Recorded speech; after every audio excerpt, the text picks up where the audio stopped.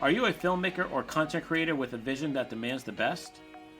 Then look no further than IPGRentals.com, the ultimate destination for audio, video, lighting, drones, and support gear for your productions. At IPG Rentals, we believe in the power of collaboration. Our gear becomes an extension of your creativity, bringing your vision to life. And with our tagline, Our Gear, Your Vision, we're not just a rental service, we're your production partner. Why choose IPG Rentals, you may ask? Easy. We bring quality, reliability, and an extensive range of top-notch equipment. From industry-standard cameras and audio equipment to state-of-the-art lighting and drones, our gear is meticulously maintained to ensure you get the best results every time. So what are you waiting for? Visit www.ipgrentals.com. Our Gear, Your Vision. Welcome to Media Hub.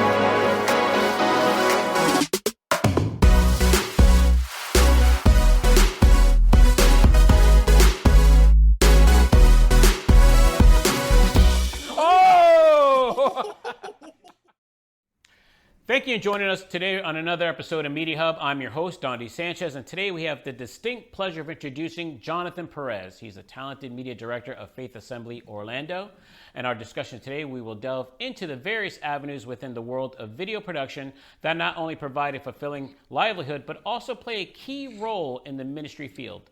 Jonathan will be sharing his profound insights into the multifaceted landscape of the media industry, offering his comprehensive understanding of his operations and his potential.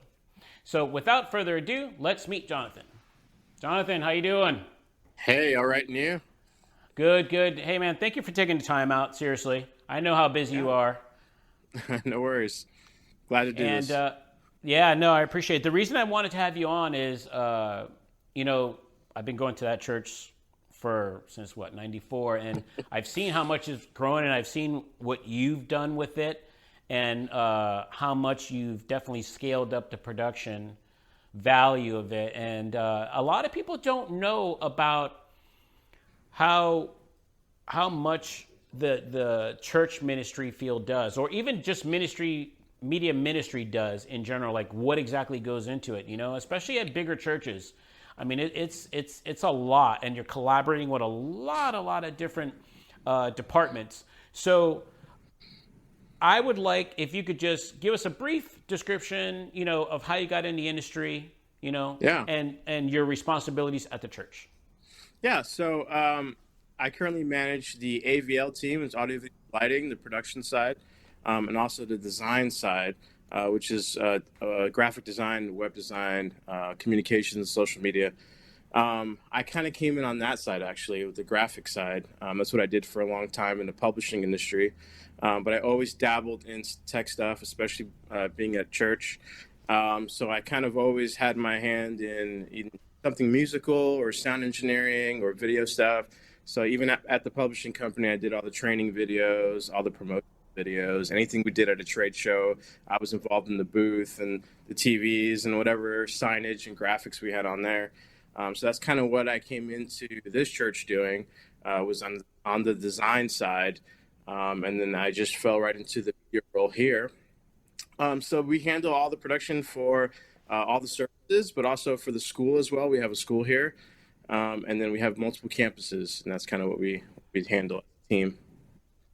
So just by everything you just mentioned and everything that you do, everything from social, web, video production, even, dealing, when we're talking about media, we're even talking about photography and all that, putting all that together, right? It's like, how many people are on your team? There's 7 of us full-time. There's about another 6 of us part-time. And then we have a ton of volunteers. I don't remember the number, but it's definitely in close to 50. Wow. And how do the people that volunteer, right? Let's talk about that a little bit. The people that volunteer, do they go through a process before you say, okay, you can start doing this, or working as a camera, or working in audio, working on the board, working on lighting? Yeah, we like to have them come in and kind of see where they would like to fit in. Sometimes they have an idea of what they want to do, and once they actually start doing it, they realize they want to do something else. So we kind of do that, kind of feel them out, and then help them develop their skills in that area. So Jonathan, what motivated you to pursue a career in the media ministry? Why not regular? Why not in the circular world? Why in ministry? Yeah, so I actually come from a long background of family members that have been involved in ministry. My grandfather's a retired pastor for many years in New York. And it's just kind of a natural feel to merge those two things together. My passion was on the creative side, and the technical side just came easy to me. So it was natural for me to I kind of fell into it, honestly. And it's been awesome ever since. So. So can you explain to us, like, I know you have a graphic design, so what is your degree in, and did you have to go back Yeah. to school for the other stuff? I did not finish my degree. I was in school for business, and I fell full time into the whole graphic side of things. Became a corporate employee at the publishing company, so I kind of left college early. But I did a lot of business classes, marketing, things like that. I feel like I've just continued to evolve in all those fields, and especially in the tech side, it evolves so much anyway. I don't know if a particular degree will get you at to the point where you need to be on a continual basis. Yeah. I don't know if that I, makes sense, but yeah. no, it does. It does make sense, especially because Yeah. you working with people that do have degrees. I'm assuming. You tell me the people that are full time and part time. Do they have degrees? Some of them do, some of them don't. A lot of them come from the production world. Our comms director, like she has a master's. So like, there's a few people that have some degrees. Our video producer right now, he's actually he used to be an educator. He was a middle school teacher for a long time, but he has a natural ability and just amazing at video stuff. So he comes from that background, but it's a mixture of things for sure. Yeah. So what do you look for, whether the staff employees or the volunteers? What do you look for in them in order to join your team? On the ministry side, like as far as an employee, there's two things that I look for. Number one is the ministry side of things. Do they have a heart for the church? Do they have a heart for the ministry? That's very important. And then secondarily is the technical side of it. Can they handle the job? Can they do this stuff? Can they grow fast? Can they learn new things? It's very important for me to have somebody go, hey, what do I do? Or, hey, what should I do in this situation? I rather them come and go, hey, this is what I was thinking. What do you think? So those are the two things I really look for, that having the ministry heart, but also having the technical ability. And on the volunteer side, it's mainly, can you show up when you say show up, and are you teachable? And can you get along with people? That's one of the biggest things. Going from the secular world, if you want to call it that, to one of the pieces of advice that I got was, hey, it's going to be tough. Like, working with people is tough. And especially in ministry, where there's a lot of feeling and emotion sometimes that kind of clouds some things. So that's what I kind of look for, is somebody that can handle, the tension, essentially. Yeah, no, that's good. That's good. Let's talk about, because like you said that the industry's always changing, right? Technology has changed. When you first came into the church, right, how much have you added to the program of in media? Because, man, I just remember just a few years back, when we first started live streaming, I should say I go to the same church, but I remember it was a big deal just having live streaming. So how much have you grown? How much has it scaled since you joined? I would say a lot. I mean, I came in right before we moved into our current main campus location. So there was a lot of evaluating of what was going on already. And then we knew that we were on just right around the corner from getting into this new building. So I couldn't change too much at our old location. But we've pretty much changed everything in the way we do, and we've evolved tremendously. I mean, in our camera, in our gear, and the way we connect. And then just now, in the last 18 to 24 months, the fact that AV is going so much over IP now, we're looking at that as our next front, and we've changed out things that people don't even know we changed out. Our core infrastructure, for instance, in some of our rooms, has gone over to QSys. So like in the atrium, everyone can control things from an iPad now, and there's presets and schedules that automatically go. You can walk into our chapel now, and it's essentially the same hardware on the visible side of things, but in the background, you can walk in, you can turn on everything from an iPad, you can change colors on the walls and everything. So it's pretty neat. A lot of infrastructure there. Yeah, I think every part of our industry is like, everybody almost has to have some sort of IT background somehow, or you're just Absolutely. going to get lost. And I'm one of those people getting lost because it's a lot. It is a Yeah. lot, even to do a regular or easy, a video wireless transmitter. Everything you need to know about IP and or being an IT guy, you have to have some sort of knowledge of it, even with lighting and everything. So Yeah. it's very, very. Now, do you implement that, or do you have a team that implements that and you just work with it? So we have our team here that's obviously the technical support behind everything we do, but we also work with an integrator, and that's key. I think a lot of churches miss that step. They don't partner with a company that does this day in and day out as far as implementing new technology. So I think partnering with a company like that and then hearing from them as what's new, what should we do, what's a possible solution, or here's what we did at this church yesterday, or here's what we did last month, or here's what's coming. Having that relationship is very vital, I think, to like knowing what's coming up next and learning how to fix things quickly and not having to waste too much time, trying to learn it myself and going, hey, what do we do in this situation? And if they don't know, then they can ask another church or another tech or another company and go, hey, what are you guys doing? Having that relationship there is like, it's so vital. There's been so many times on a Sunday morning where I'll call and they will pick up the phone. And we've had an instance where a console went down and one of the guys literally drove over his robe with a spare network switch and fixed a problem before service ever started. No one ever knew that happened. It's just one of those things that was amazing about having an integrator that helps us out like that. So, Jonathan, explain to us, how do you stay up to date with the latest trends and technologies in the media field now? Yeah, I think one of the key ways we do that is having an integrator.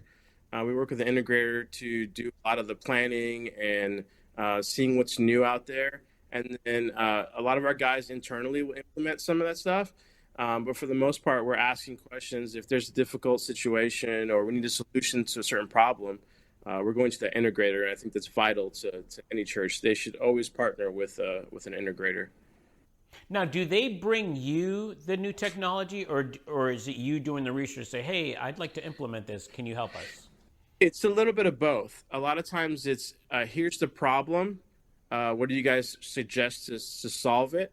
Sometimes it's, hey, I saw this piece of gear. What do you think? And sometimes it's them saying, hey, have you thought about doing this? Here's a new piece of gear. Would you guys be interested in demoing it? Which is really neat to have that relationship with them. That's good. And I want to, it's not putting you on the spot, but I know like all the things you guys have to do throughout the week because you have every ministry that's there that needs some sort of video, graphic, some sort of intro that they need to. So between setting up shoots, between setting up interviews, between getting the feeds out on Sunday, between maybe some of the like the pastors might need. How do you collaborate with everybody to get this done? Because just go through so people could know how much a church this size does throughout the whole week. Just go briefly through the whole week on what has to be done. Yeah, absolutely. Tuesdays is our first day back. We have Mondays off. It's a little non-traditional, but because of Sundays, we have Mondays off.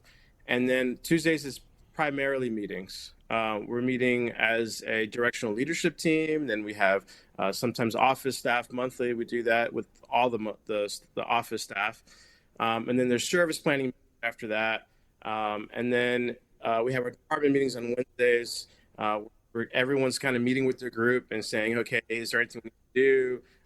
We're coming up with task lists during that time. We're pre-planning events, looking at calendars. As of right now, as of a month ago, we already planned out next year completely on the calendar. All the events are there. All the buffer times are there in between. So we're constantly thinking about what's coming up next. And then there's a lot of individual meetings that we call topical meetings. And if there's something that's a little bit longer that we need to dive deep into, like we have an event called Awaken coming up. And tomorrow we have our topical meeting on that, which we'll talk through all the details, logistics, creative, everything, and kind of plan out and schedule when we're going to do those things to maximize the time.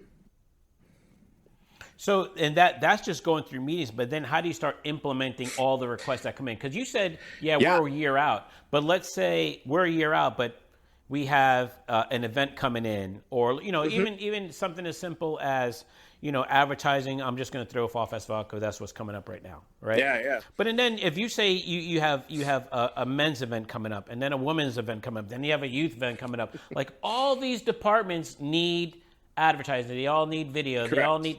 So how do you deal with the staffing positions for services and events?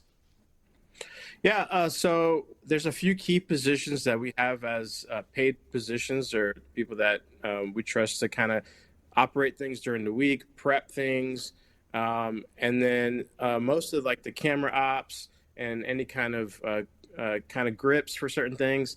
Those are volunteer positions. There are some people that end up having some industry background, and then we end up putting them in as a volunteer to run something more high end. But for the primary positions are all paid. Yeah, I want to ask about this a little bit more about the technical positions, because you use camera ops, audio, lighting, graphics. You have a live switch during for the services, right? And then you have a web streaming, or you just take the feed of the program switch to the live feed. How is that done? Yeah, so on our switching side, we have a 2ME switcher that has a ton of auxes. So a lot of times when you're in the room, you're not necessarily seeing the line cut of the ME that's going out.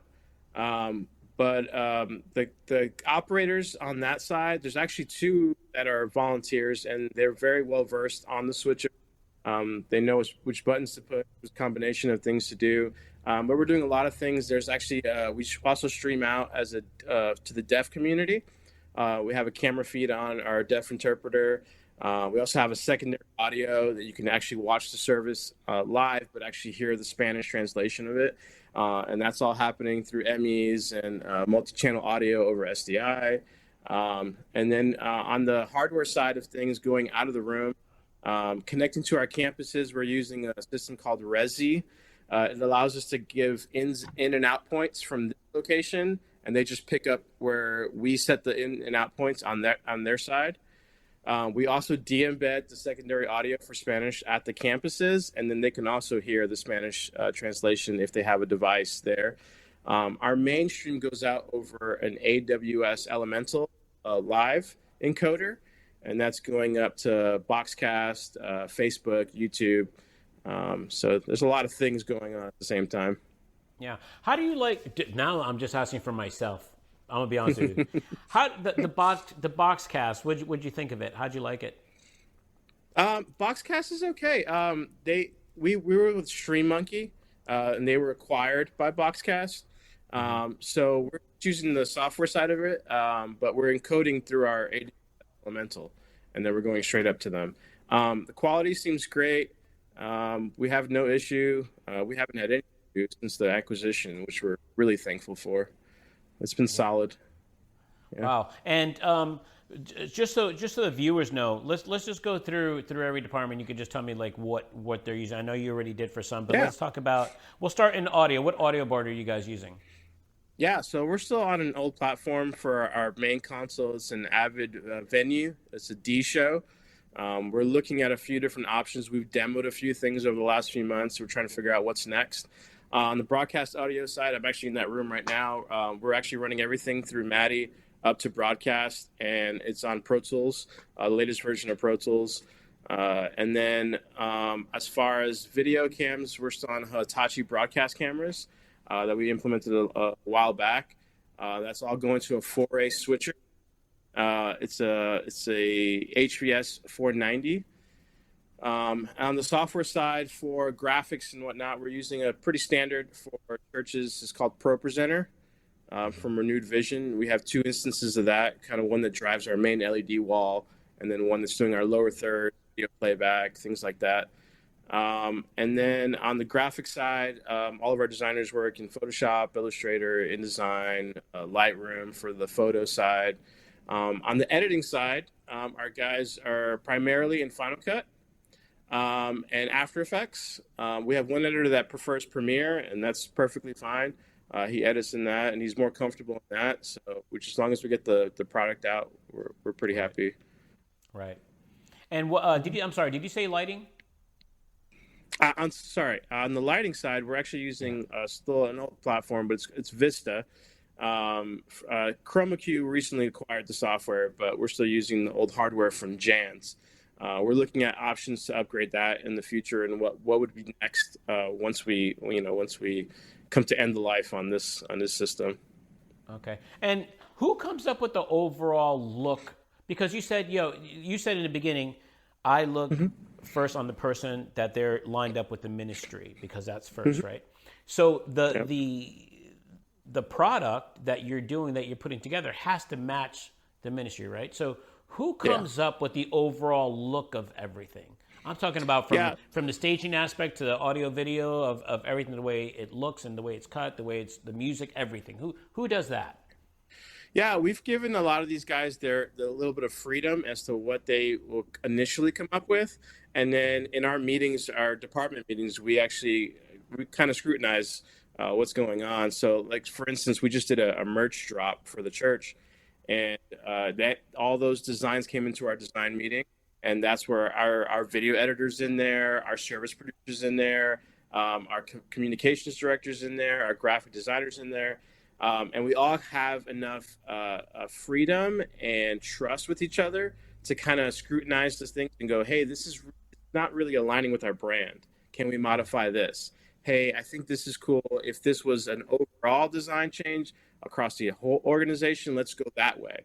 And we all kind of speak freely into that. So I really value that as like a team thing where we kind of all check each other and go, hey, that's kind of really rubbing hard against the brand or how we look on stage, or that stage design wouldn't match with how service flows, or it's going to be a hindrance for being flexible. We do a lot of events in this room besides church.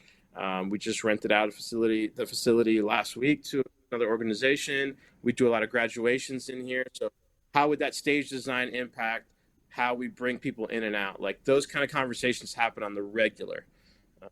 And how much of it goes through approval through the head pastor? Not much. Really? Honestly, yeah, he's pretty great about letting us decide what's the best situation, and if something does go awry, we're really quick to go, hey, we made this decision. It wasn't the greatest. Here's what's happening. Or he'll come to me and go, hey, I saw this thing, and we're really happy with it. But yeah, that's one of the biggest things we've been doing.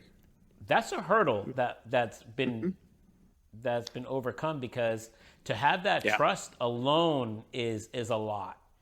I remember where everything had to get approved before you touch that screen. You know what I mean? And so absolutely, that's an accomplishment that you should be very proud of. That they you've made that trust there with the head pastor of the whole look of the whole thing, because you transmit to how many people? Do you know how many countries and everything watch the service? I don't know how many countries, but it's all over the world. It's usually around 2,000 to 3,000 depending on the week. Watching online live, and then after that, the archive. There's thousands watching that as well. We're on TV as well, so it's nice. Are statistics and analytics a big thing for you, for the media ministry or the church? Not really. We use them as tools to go, should we do this again, or should we put some more emphasis into this? We've been recently looking at when people are watching, to know if we should be continuing to do. We started doing a pre-service kind of role where there's like a host kind of welcoming people to the online, and we're just kind of evaluating people really connected at that point. Are people really engaged in the comments? Because if not, then we're going to pivot and use our resources for something else. So that's the only reason why we analyze and go, okay, if this is working, then we want to do more of that. If this is not working, let's not put any effort into that. No, of course, yeah. Especially with all the work that goes into it, you definitely want to have a good return on that. As far as like your viewership and things that are how many people. If you're doing it for like 5 people, it's definitely not worth it. No, that's good. Absolutely.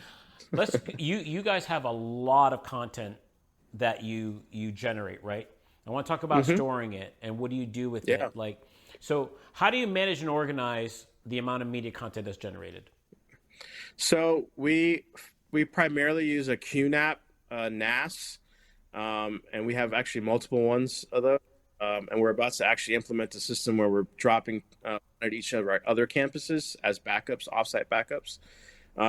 But that's primarily it. I know there's one NAS that's like 98 terabytes, and the other one's like 80 terabytes. So that's the primary way we do things. We kind of organize everything by year, and then kind of department, and then date, and then we kind of filter out all that stuff out that way. And that's primarily for video and a lot of our Pro Tools stuff. But everyone has access to that. The other thing we use primarily on the graphic side is actually Google Drive. We use the Teams folder option because we use them as an organization to do our email and everything else. So we have what's called Team Drives. And Team Drives are really handy. There's an application that sits on the computer, and you kind of navigate through Finder like you would any other thing in Finder. Really? On the Mac. Yeah. And we really like that.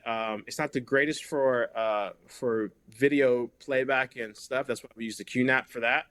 But as far as graphics and even exported videos to the campuses, they have a folder in there. They go right to service media. They have the date there, open stuff, and then they drag everything, make everything local at that point, and then playback happens locally. But that's our main transport of everything is Wow. Google Drive. Yeah. So, Jonathan, what advice would you give to someone who would like to be in the media ministry? Yeah, I think there's two sides of it. Number one is try to keep up with the technology, not just for technology's sake, but to solve problems. Like, what's the best way we can communicate this? What's the best way we can show this? Things like, learning about iMag if the room is too big for a situation where no one can connect with the person on stage. Things like that. It's just you're trying to find technology that solves a problem. And then secondarily, I would say is, especially on the tech side, try to be a people person. It's really hard for us tech guys to get personable and have conversations. Sometimes not come off, a little grumpy sometimes. But try and get there. Having meetings and talking through things and connecting with people really help. And I'm still working on that tremendously all the time. But yeah, I would say those two things for sure. All right. What should they expect working in the media ministry? It's not easy. That's what I would say. I still do a lot of freelance. I say a lot, not as much as I used to. I still do some freelance outside. And the big thing that people typically say they're impressed with is that my ability to roll with the punches, and that's because of church. So working in a church is sometimes you have to pivot real quick. There's people bringing you a drive in the middle of a song, and you're having to copy stuff over, or you're having to change everything you've pre-planned for on the fly because somebody didn't show up, or you have to shoot a testimony video an hour before it's supposed to play sometimes, and that's happened on occasion. It's not ideal and it's not the greatest situation, but you have to learn how to be flexible and just know going into it that's what's going to be expected of you. It's not going to be perfect, but we have to go as fast as we can sometimes. That's all great information, Jonathan. But what about do they need to be or have faith in order to work in media ministry? There's a lot of stories that I hear that people just start off on the tech side, and then they get, they either get saved working on the tech side, or they'll start getting actually involved in church. That hasn't happened too much on our side, but it does happen for sure. I would say that it's great to keep you grounded to come in with that. I think if some people are looking just to do a job and check off a list, You say, yeah, I work as a tech. I would say ministry stuff is probably not for you. There's definitely the heart component to it. And the guys that last the longest kind of realize that at some point and go, okay, I need to be involved in the church and be a part of the church, not just work at the church. Yeah. No, I think that's because I asked that because I think it's important. In my opinion, I don't even really work in the ministry field, but I do think that that's a very, very connecting component that you need to have. You know, you just draw to it. And I think you would work better because of that. You know what I mean? You're doing it for a different cause. You know? Absolutely. Yeah. So you came from corporate and you worked in the ministry field now, right? For how long you been in the ministry field now? I've been here for 13 years now. Wow, man, that Yeah. for me, I'm answering this for you. It flew by for me, and you know you're the one doing the job. But man, that's a long time. I can't believe It's a very you've been long that time. already. It's unusual too in the industry to be at a church for as long as I have. Yeah, because I guess it's just hitting me that you started out in Goldenrod before we went to the. Wow. Okay. Yeah. So having the two worlds, right? Working in the two worlds, right? As far as corporate and ministry, because they're two different things. You're coming from corporate. I want you to explain the difference so people will know. Like if you're coming from a corporate background, you work in the ministry, there's a difference, and you have to know what that is. Can you explain that?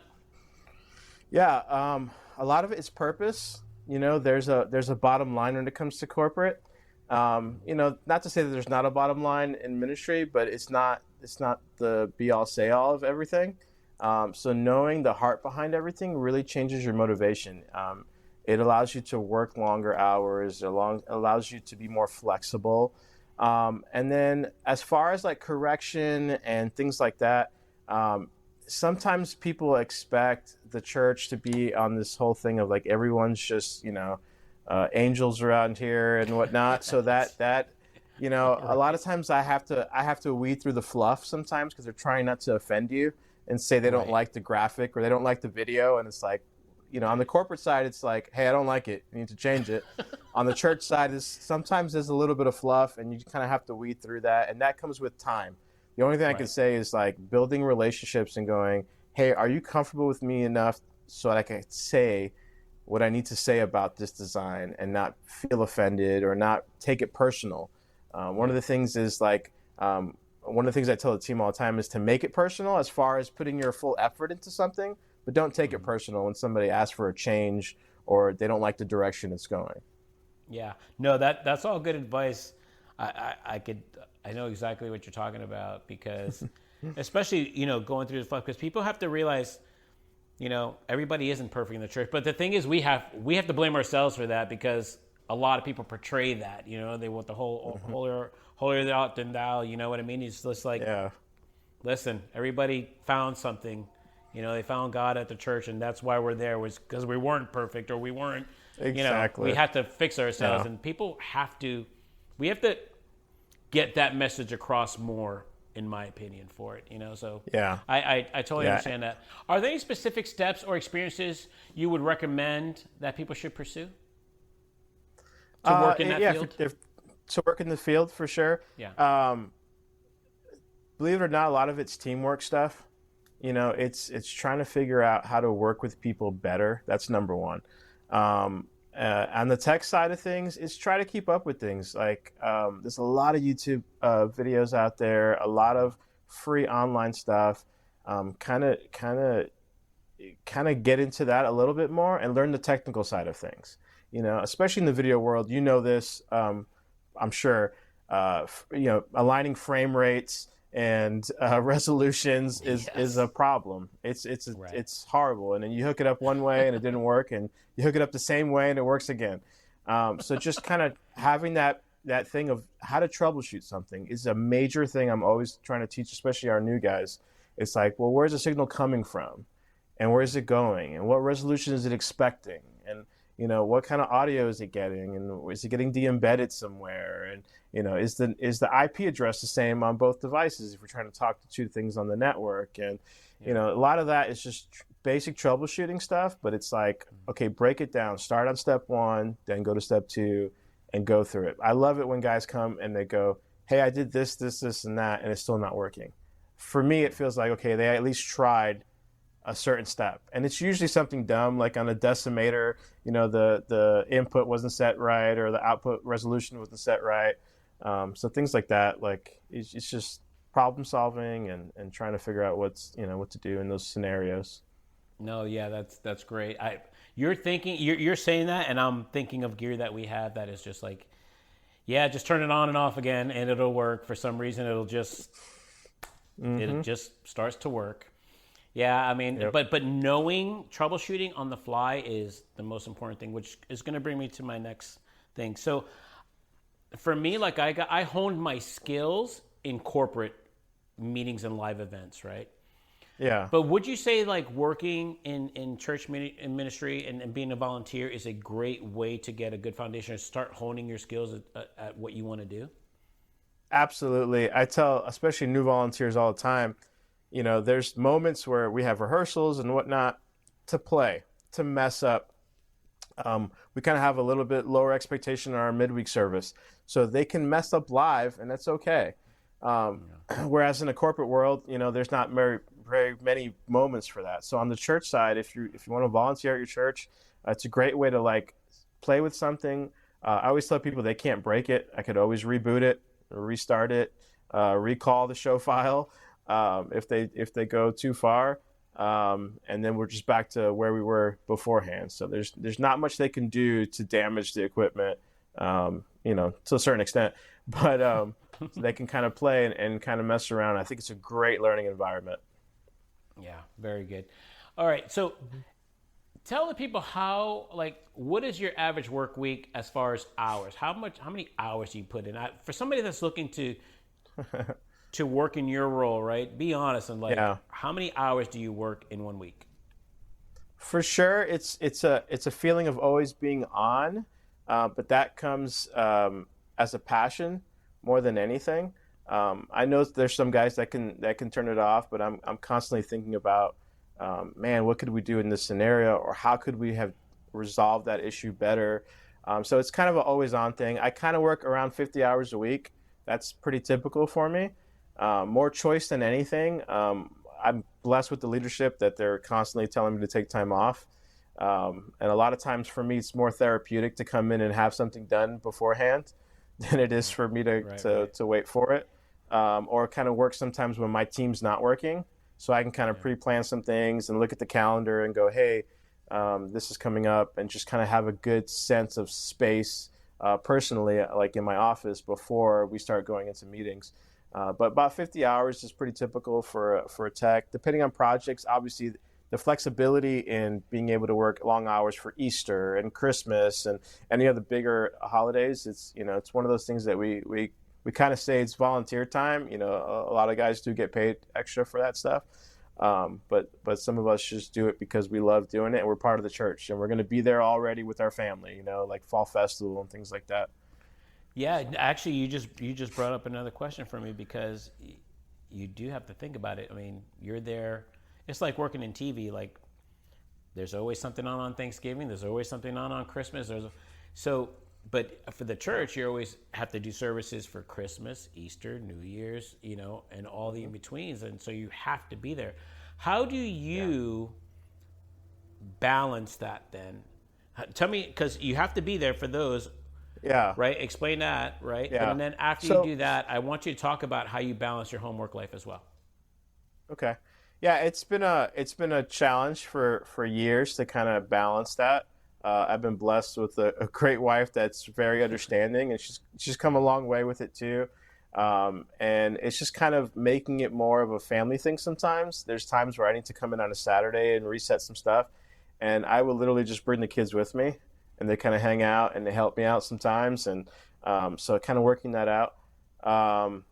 And then just as far as like the holidays and things like that, we always have had like a rhythm of like knowing we have to be here for a certain time.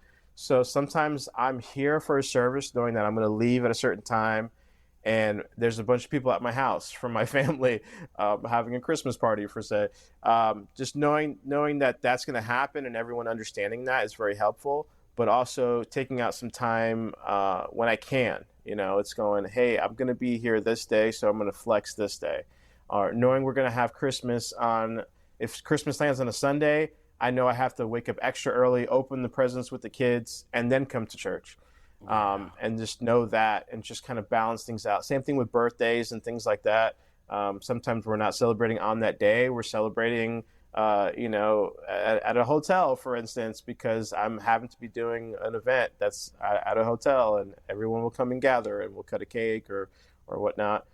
So just kind of having that flexibility, I think, is the biggest thing, to go, okay, I need to balance it. How do I do that? And then to be vocal about it, to go, hey, one of the things we've been doing around here is kind of like building in flexible times before and after big events or big seasons. So it's going to my leadership and going, hey, man, October's really, really slammed. What can we do to kind of help with that? Because I feel like my guys are getting burned out, or I'm getting burned out, or I can feel it in the air. So it's building in, like next year we have a ton of built-in times where we go, okay, no facility rentals, no events can happen the week before Easter prep or whatever. And just having that side of it. And that's been major help, just having the leadership behind us and going, yeah, rest is the thing that you need to do. Wow. Good.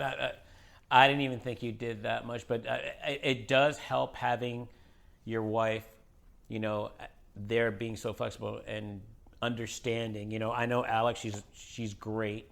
She's a great woman.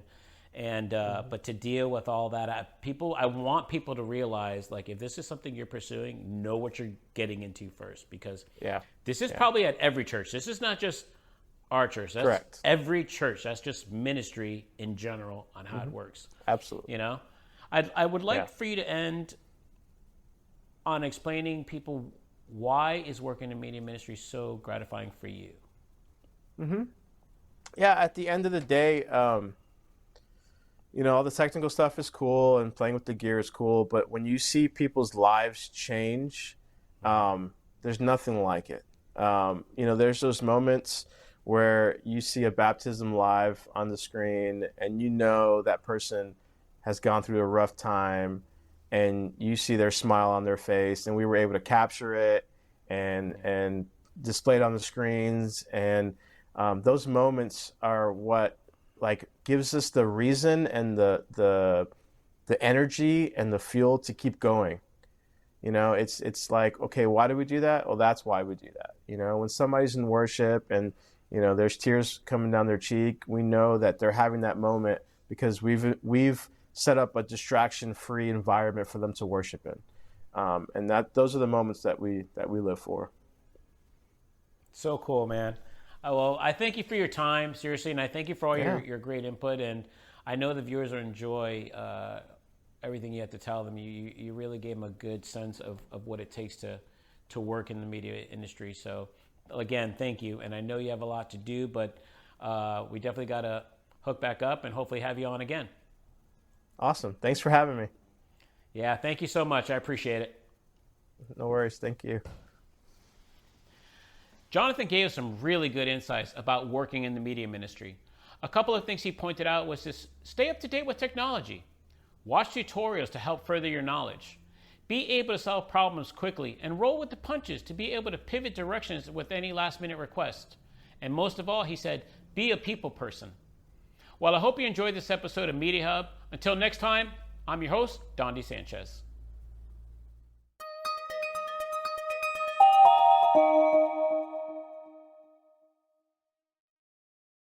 Are you a filmmaker or content creator with a vision that demands the best?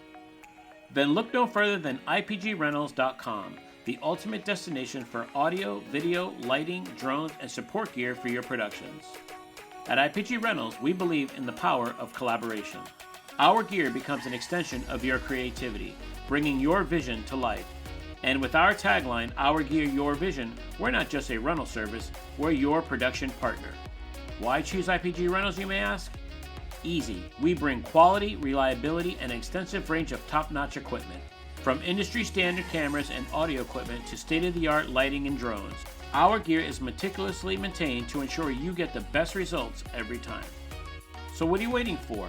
visit www.ipgrentals.com. Our gear, your vision.